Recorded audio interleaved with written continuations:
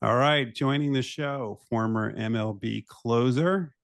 And to me, the most exciting part of this, the first guy, when you open a baseball almanac, I'm sure that you've heard this many times before, but the first guy you see before Hank Aaron is our guest, David Aardsma. How you doing? Doing good. Now, the almanac, right, Yeah. for anybody under 35, I guess, or 40, We're um, dating ourselves. right? Like it used to be like a big deal. You get the almanac, you get the year, and like, Bill James kind of made at least his almanac kind of famous, but like you Right. get that year and then you see all the stats from the year before, and then you see all the history stuff behind it. Does that even like exist anymore? I'm sure they still public it, like it's still there. But like you go online and like you're never looking It's alphabetically. You're probably just a going thread. like It's probably a thread on Twitter now that has a bunch of different right, tweets in it. right, exactly To a what it is. blog post that goes back to something else. It's probably Yeah. been flagged a couple times. Like, It's got a community note that lets you know that it's been yes. three names. No, actually, this guy sucked. Yes.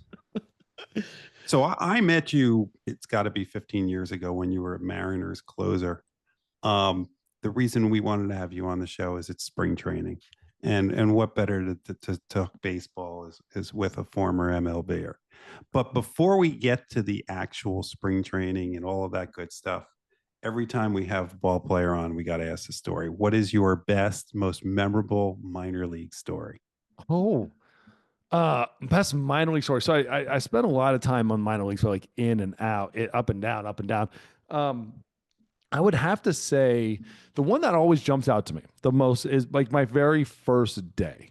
So I'll run through this. Like I'm playing for Rice University. We win the College World Series. I was drafted, number one by the Giants of 22nd pick.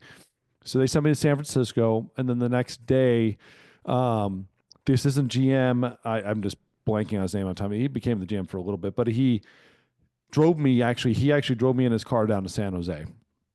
And the whole ride down to San Jose, he's like, David, even though we're going to San Jose, so getting drafted to go straight to high A is a pretty big deal. Even though we're going to San Jose, like, just be ready. You might go somewhere else. So internally now in the front office, I know like you're having all these discussions where to send everybody into. So we're going to send them to high A. Like it's a pretty big deal. And so he's like, he told me three times, you just don't fully unpack. You just don't know. And then I get to San Jose and I meet all the guys. Like we're getting right on a bus to go on a road trip, and I sit on the bus and they do this. No one will say hi to me. Like not a single guy says hi to me, and I'm like, all right, like this is going to be how it is. Like I got to earn this, Like okay, I'm professional baseball, and then all of a sudden the manager goes, "Hey, we got a new guy," and I'm gonna say it as well as I can say it, but basically everyone goes, him, f him. And that was my first time my teammates ever even said a word to me. The whole team. How long was that bus ride? It was only a couple hours. It was like down to Lancaster. I think this is the difference is when we get down to Lancaster and it's the Lancaster Jethawks, ball flying straight out. Everybody's it's like a 14-13 ball game and it's like 10 solo home runs type of thing. And I think the first pitch I threw was 99 and the next hardest guy on the team was like 94. And I think that's when like I kind of walked back in the dugout and the only guy that put like a zero, and then everyone was like, "Hi, like very nice to meet you." Like, all right, You're like legit at that point. yeah, they're like, "All right, you might belong here, I guess." Because all these guys probably went down to every level and worked their way all the way up to high A, which is like literally you're a double A and an injury away from going big leagues. So like to them, I think they thought I was just the rookie that signed a big league deal, and I didn't, but whatever. Your journey was fascinating though, because you got to high A fest and then you skipped double A and triple A to make your major league debut. Talk to us about that part before we talk about what happened after that. Talk about the Right. craziness of that fast rise after the success you had in college.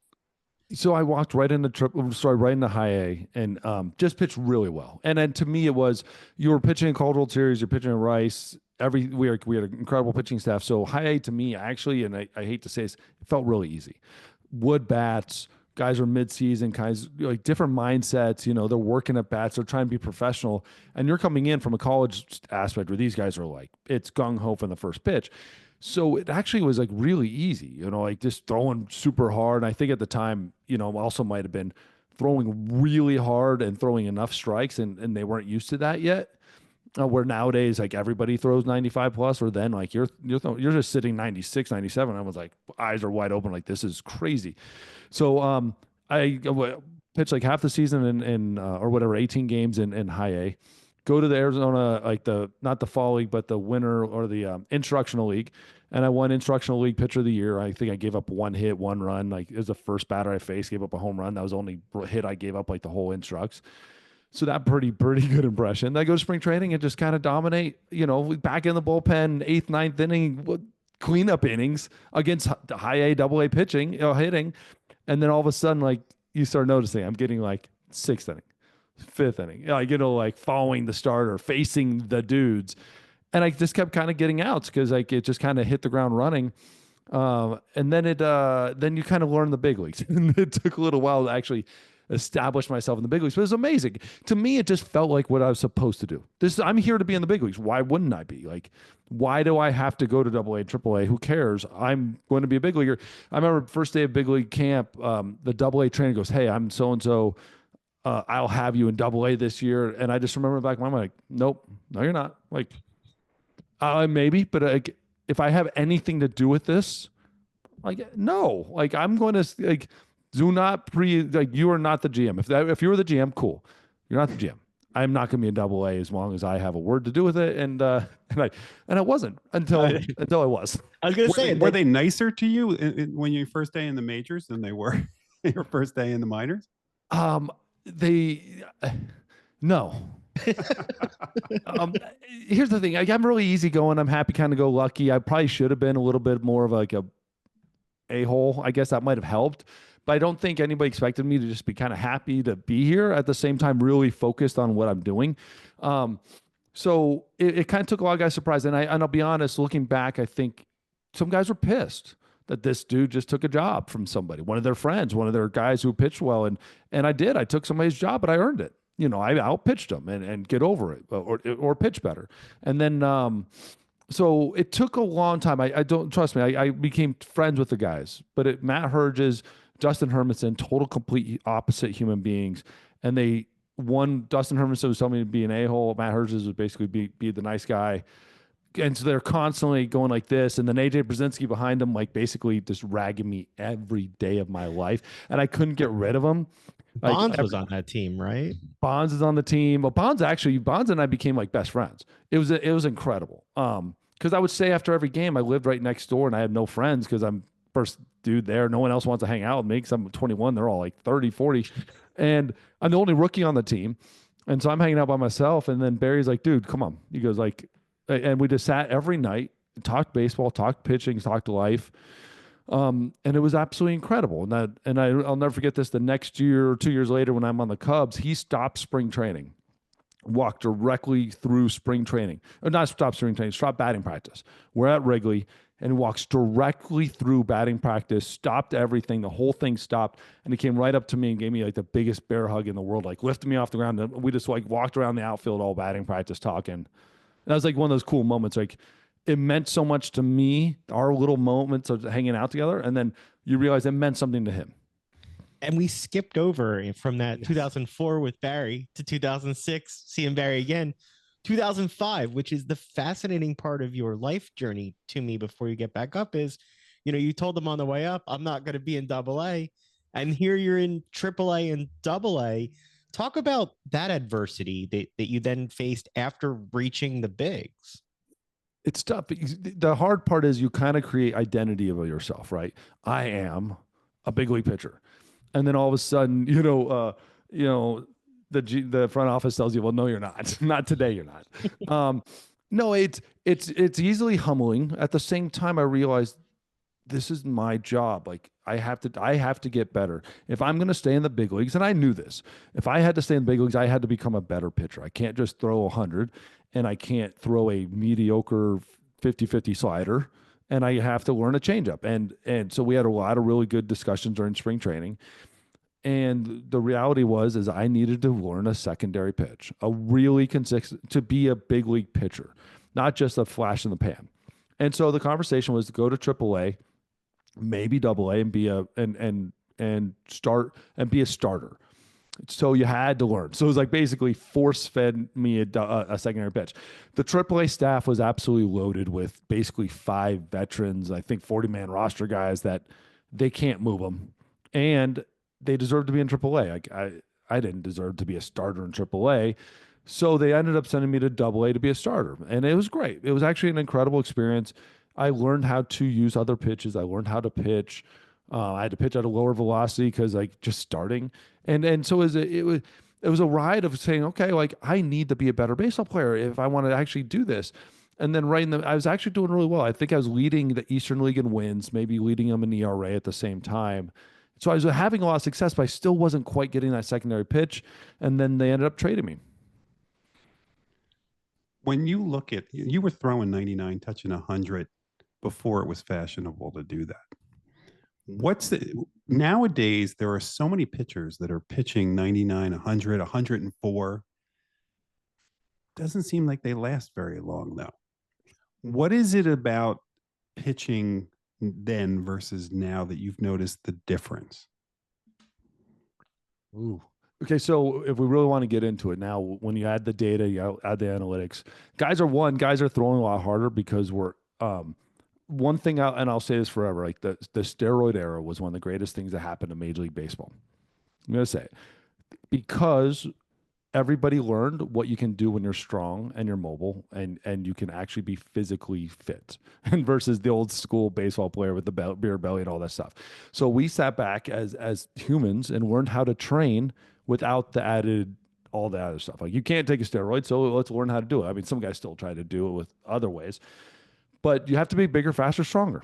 And everybody from high school to college to minor leagues to big leagues learned that very quickly after all the PED stuff. So guys are throwing harder because they learn their bodies and they're training the way we should have always been training.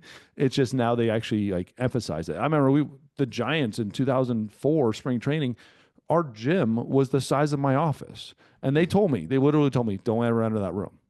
Like, Don't okay, ever that room. don't ever Why? enter the training room, or the weightlifting room, because that was mindset. That was the thought process. You're going to ruin your body as a pitcher if you're in the weight room. And like, I'll never forget, I was in other organizations and they told pitchers they were going to send them down if they kept lifting. And so these are Did just they the trade for mindsets. David Wells? Well, here's the thing though, like the thing you don't understand, everyone talked about David Wells, so funny, like big guy, heavy, I'm going to call it like the fat guy. Uh-huh. Dude could dunk, like dunk a basketball. Dude, hey, mass equals gas, man. He was big and strong. The dude used to throw 95 with a hammer, and everyone told him he was fat. And it's like, if he was in today's day and age, he'd be like, "Oh yeah, let's go. Let's a spin right, man." And then okay, so bigger, faster, strong. I love it. It worked. That's why guys should throw it harder. And then you get into the spin rate stuff, right? You get into the data and of the pitches. What we realize, and I think this is the wrong mindset to take when developing pitchers. And I worked in front office for a number of years. Is we're going to put our pitches in a silo and make them the best pitches they'll ever be every single time. And when these guys throw a pitch and it's got X spin rate, Y horizontal movement, X vertical movement with a approach angle of A and all this stuff, they said, cool, do that every time. So the pitcher learns they have to throw that pitch every time. Like I've seen conversations from other organizations and even the one I was in when it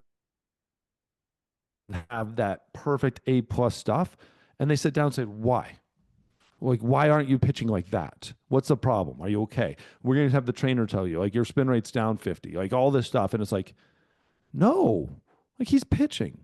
He's learning to get out. It's like, okay, what was the result? He gave up 3 runs in 6 innings. Great job, dude. Great outing. Let's go. Let's keep developing.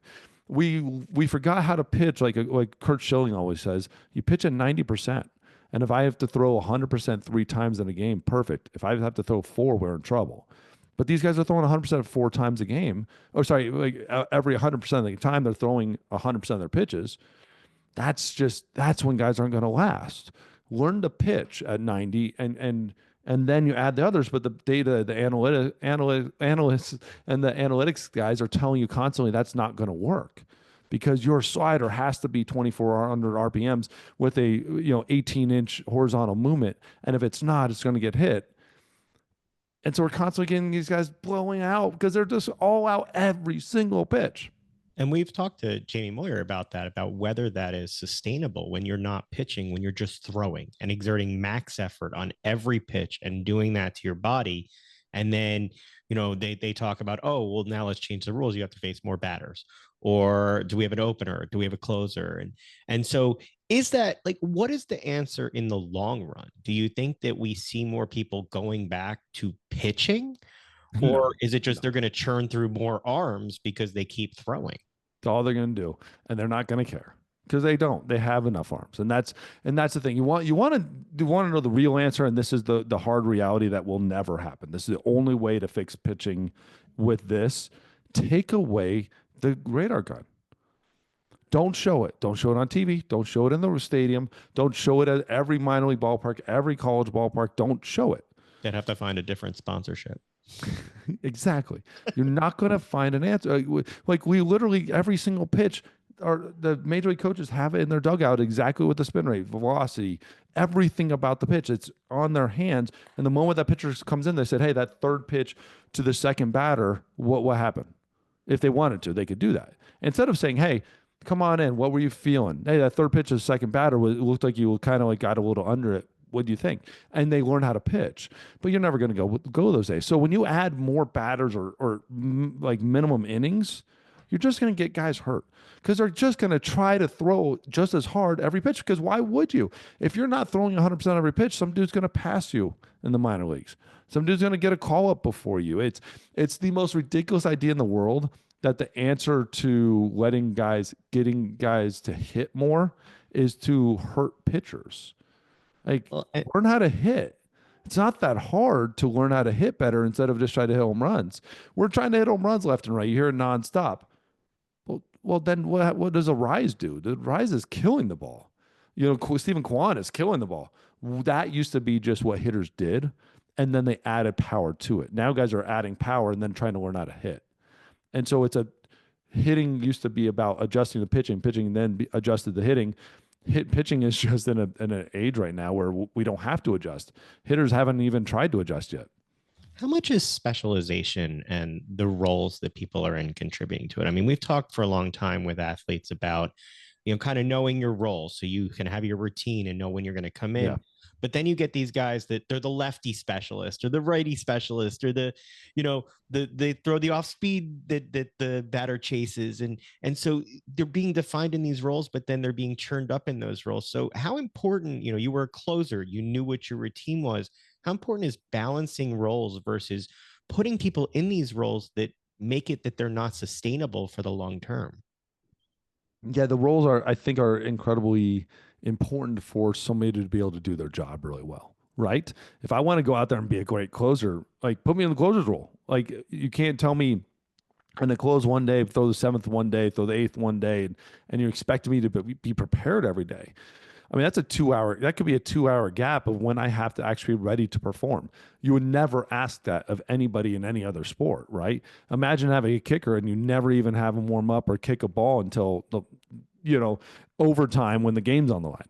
And are you really expecting him to be good? And then do that every day, like never be ready, always just like, do I go in, put him in and then take him out? That's like a dry hump when you're warming up. So specialization is important. And I will always believe in that. The best bullpens in baseball historically forever and ever and ever will always be a bullpen with guys that are set roles, set positions. Now, I don't mind a closer throwing the eighth and then trying to go into the ninth and doing that stuff. But you can't do, who was it last year that I think it was I forgot what team it was where they put somebody in the eighth and the first time he'd ever done it, it was in the playoffs or something. Like, what are we thinking? Like, that's the first time in his career he's done this. And now you're trying to change roles. So I do think the specialization is good. Now, at the same time, it does make it hard on hitters. It does make it tough on hitters, but that's also a matter of our expectation of a starting pitcher is a lot less too. Like if you're going to go 100% every pitch, we're not expecting 6-7 innings. We're expecting 5 and 9. What? It drives Jeff crazy. It drives me crazy. The shortening of people pitching. I absolutely hate it. But it's when you expect them to throw 100% every pitch, don't expect them to throw 100% of the innings. You can't. It's if you want to correct it again, take all the radar guns, take all the TrackMan systems, everything out of the ballpark, and let them pitch. And dude, you're going to see some dudes throwing 7, 8 innings. It's just when you do flash a radar gun, it's going to be 3 miles an hour slower than they ever threw before. And You know, it's just how you have to make 9 innings. we're in a city in Philadelphia where the manager over the last couple of years has put his closer or his best relief pitcher in high leverage situations. That could be in the 6th inning if he thinks that their cleanup hitter has the bases loaded and using them there. Could you have ever adjusted to the fact that all of a sudden, as a closer, you're coming in the 6th inning?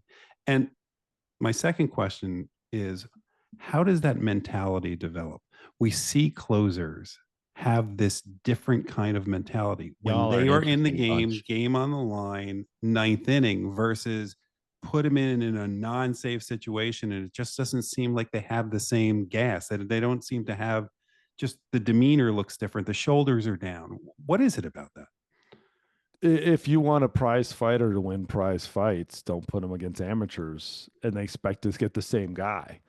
That's to me, it's that idea is that when you have somebody who is you trust as you're closing out ball games, close out ball games. Now, again, to me, there is a closer and there's that specialist. And that dude, when you say, "Hey, the most important at bats of the games, you got to be ready." But what we did, let's take this for example. When I was on the New York Mets, this is here's the name. No, that doesn't get talked about a whole lot anymore. Is Yasiel Puig, right? Puig's rookie year. We remember that. Just dude, he hit the ground like he was like Ramirez and like amazing. He looked like he was like the greatest hitter of all time, and like the whole game was going to change because of Puig. So he came in, and they told me before the series, Terry Collins said, "You have Puig. If he comes up in the 7th, 8th, 9th extra innings, it doesn't matter. With a runner on base and the game on the line, you're pitching." That's how you handle that. So now I walk into that game and I go, okay, I know my job. Who's the hitter? Puig.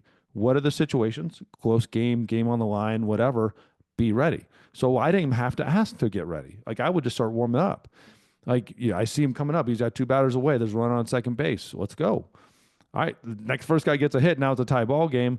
All right, let's go, coach. Like that's how you handle that. So it's not the 8th hole hitter that he's worried about. It's the 3 hole hitter. It's the 4th hole hitter. So you can now kind of lock in what those situations are and be a little more comfortable. I was not a guy that probably could handle that because I struggled like when that like you're just kind of sitting there trying to figure out what time in the game. When you told me the 9th, I was a great pitcher. I was an incredible closer in the minor leagues. College did it really well. And then in the big leagues, when I was a closer, that's when I had my most success because I knew my role. I knew where my back was against the wall, and I could give myself a run or 2 runs to relax or none, and I just knew what it was, and I handled that job. I felt extremely well when I had the opportunities. You're at spring training, or you've been to spring training already this year. We're jealous. That's first off. Yes. Robot umpires. I was just you took it. I wanted to ask that. Yes. What would you do with? Do you think it's a good thing, or if you're a pitcher, is it a good thing or a bad thing? I am a baseball purist. So when my heart says no, throw it out. I hate it. I also say this. I never want to have a game decided on a missed call and on something that we technologically now can be really good at. I've got a couple problems with the ABS system. One, I want to make sure we lock in how many times do we get a call. To me, it's 2. Do not let a coach have more than 2. 3 max. 2, if you win it, you get to keep it. All that stuff, fine. I know they're testing it out, so they're using it a lot. But if we do this 10 times a game, God help us. They're horrible. We're doing too bad of a job, as a baseball world, if we're getting the 10 times a game. 2, I think hitters are going to see a lot more strikes than they ever thought were strikes. They're seeing it now. There's pitches that they're like, no, that's a ball, 100%. No, dude, it's a strike. It's been a strike. It's always been a strike. Sorry. Now I hit that part of the plate. Suck it. I got no love for hitters. I really don't. And then the other thing is I can't tell. right. Hey, you're gonna stand at the plate. Like you got rules, brother. Like don't. Here's what it is that they complain all game Mhm. nonstop, and they will get in the umpire's head just nonstop all game. If I say one word, I basically get yelled at. If they're just not sure, dude, like that kind of they just sit there and talk the whole time like that, and an umpire just smiles and grins and takes it, and still has to call game, and respectfully too. Um, the last thing is what I hate the most. 53.5% is the worst thing in the world, the dumbest thing. So that's a batter's height, and that's the top of the zone. That is lower than the belly button. Is the top of the strike zone. Major League Baseball rules are written, and it's still in the rule book, and they did not move it. It is basically right at the bottom of the letters of your jersey. It says that is the top of the strike zone. It is in print and has always been the rule of Major League Baseball. Yeah, but maybe it's in the almanac, and since they don't print that anymore, I Right? don't read that anymore. It's just Major League Baseball arbitrarily on their own changed the strike zone without advising anybody, and then told us, and nobody complained about it. Just that they literally cut out 8 inches of the top of the zone and just said, "This is where we're calling it because that's what we do." And that's why I have a problem with. There was never a discussion saying, "Hey, we're going to move this down. Let's talk about it." It's a no. It's the top of the zone is complete 8 inches. They've lost 8 inches of the zone, and now we just sit there and no one ever questioned it. I don't like that. That's a big difference. It's funny. You're right. Nobody did ever question that. So Not a word. Because that's what because if you just call it over time and you just get a little tighter and tighter over time, what are you going to do? You go, oh, well, no, that's what umpires call. No, they even lowered it again compared to what umpires used to call. all right, we could talk baseball with you Yeah. all day. We'll let you go in a minute, but you were at another awesome sporting event very recently, the Waste Management Open. One of my favorite things to watch on television. I want to go in person one year. Talk about being there to see that craziness. Yeah, one, don't even talk. Stop talking about it. Come on out. Like you Go. have to see this thing. It is a frat party and a golf tournament breaks out. But a frat party you actually want to like you have to pay to get into. So it's like a classy frat party. It's like for classy. Last year or the year before was the worst I'd ever seen it with the rain and everything. So I was there a couple of days and they made a lot of rule changes and stuff. So like that's not gonna happen. Just the drunken stupidity. It used to be drunken fun. Now then they got drunken stupid. And I immediately like they're gonna change this forever. Like it's got to clean up. But it is the most fun ever. Beautiful women, like all of your friends everywhere. You're walking down the course, you just see like 10, 15 people. Like, hey, what's going on? I will say this, I got kind of a cheat code in there. My godfather used to run the open for waste management from the waste management standpoint. My best friend worked for my godfather too. So my godfather lives on the first green. So we just go to his sounds house awful. and then jump the fence and he brings out a ladder and like the security's like, oh, hey, come on. Because The it's moral of Steve. the story is we need to call you before we come out. Yo, dude, come on. Like, And bring a ladder, my, apparently. my dad actually gave out the check one year, type of That's thing. awesome. So yeah, my dad was the chief marketing officer of Waste Management. So it was along with a couple of other people, it was his idea to get the open. And so he gave it to my godfather to run it and all that stuff. And it's so fun. Oh God, it's just enjoyable. And it's like, dude, people are like, the moment you hit the ball, you just get to yell and like you hole in one. It's crazy. And it's like you always have wanted golf. And now some of the players love it. It's just we need all the big names just come out and actually like embrace it. I think Liv helped getting all the players to actually embrace that energy. Right. But it's unlike any other golf. Like the Masters is one thing. I love it. Love the tradition, quiet. Keep it pristine, clean, everything. And then we got the drunken mess out down here in Phoenix. Like that's perfect. Let's have both. I think it's fantastic to have balance. Tell people where they can find you, Man Cave Sports, where they can follow you and keep up with what you're doing. Yes. On YouTube, we got a show, Man Cave Sports. Called Closers is the show. Come check us out on YouTube, wherever you want to find your podcast. You can find me on Twitter, Instagram, all the fun stuff at the DA53.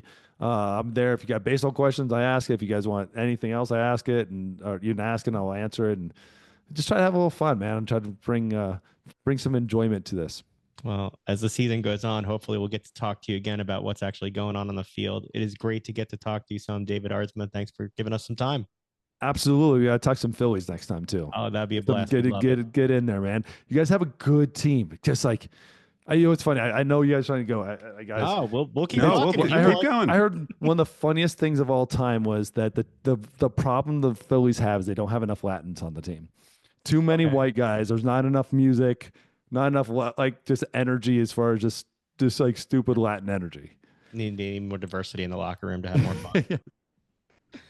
We'll pass along that message to the people that we hear. That's so need to get going, because I've asked Jeff whether they've done enough in the offseason. So, we'll see. But it's funny, you talk about that. Chris Sanchez, who signed a new contract, came back in, bulked up with more weight. So you talk about how the Giants didn't want you to go anywhere near a weight room. Right? Chris Sanchez, they're talking about how he's going to be stronger and better because he came back in with more body mass on this season. So it just goes to show how much things have changed in the few years in the sport. I like the projections on him too. It's good projections this year. Like guys, I'm a big Philly fan right now. I'm buying heavy on the Phillies. I don't care what the Mets did. I think they're still a player or two short. The Braves are good, but injuries. I'm high on the Phillies this year, and I think they're pissed. If the Phillies win the World Series, you're going to get a Philly fanatic tattoo like Bryce Harper. Ooh, It's very permanent. it's very permanent. I'll add it to the list of all my tats. I'll get it. If the Diamondbacks win, I get a Diamondbacks logo. I'm not even a big Diamondbacks fan. I just got to come with the table with something. There you go, On Jeff. the bottom of the foot, so nobody even has to see here. it. Jeff makes the deals here on the show. I mean, he's got old bets with roommates from college that we've paid off on the show. That's true. We have. Yes, bottles of whiskey that have been bought for people. Yeah, you never played for the Texas Rangers. I actually had a 40-year-old, 40-year-old bet that Texas Rangers would never win the World Series during my lifetime. I lost that bet. Paid it off. Yeah. Yes. Paid it off on the show. We had his college roommate come on to take care of it. The thing about it is, if you think about it, I couldn't win the bet. No matter what, he had no way to win. It was the worst. That's what happens when you drink too much. He either had to die or pay it off. That's it. Right? I didn't think. It took me a second. I'm like, that's true. Yes, that and he's a lawyer. So would you want him to make a deal for you if that's the bet that he has? Hey. David Aardsma, thanks so much, man. We'll definitely have you back on to talk Phillies sometime soon. We really, really, really appreciate it.